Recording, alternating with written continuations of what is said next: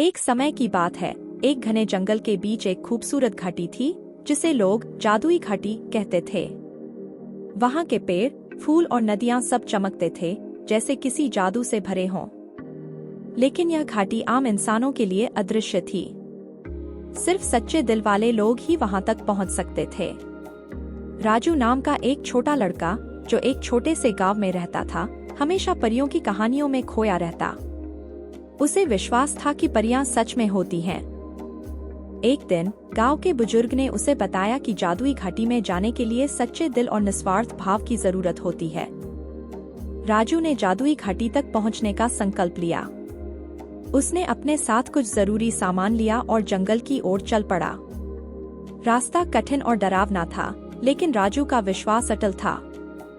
चलते चलते राजू एक चमचमाते झरने के पास पहुंचा। वहां एक बूढ़ी महिला बैठी थी। उसने राजू से पानी मांगा। राजू ने अपने पास का सारा पानी बिना सोचे समझे उसे दे दिया। बूढ़ी महिला मुस्कुराई और कहा, तुम्हारी दयालुता तुम्हें जादुई घाटी तक ले जाएगी। अचानक राजू के चारों ओर रोशनी फैल गई और वह जादुई घाटी में था। वहां उसने पहली बार परियों को देखा। वे रंग बिरंगे कपड़ों में, पंख फैलाए हुए आसमान में उड़ रही थीं। हर तरफ खुशियां और संगीत का माहौल था। परियों की रानी ने राजू का स्वागत किया और कहा, तुम्हारी सच्चाई और दयालुता ने तुम्हें यहाँ तक पहुँचाया है।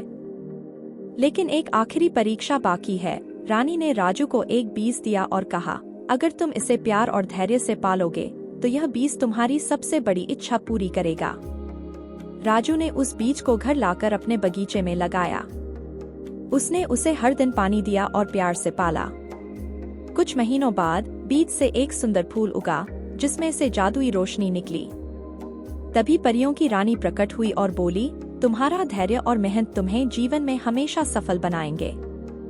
यह फूल तुम्हारे गांव को हमेशा खुशहाली देगा। राजू ने धन्यवाद दिया और वादा किया कि वह हमेशा सच्चाई और दयालुता के रास्ते पर चलेगा।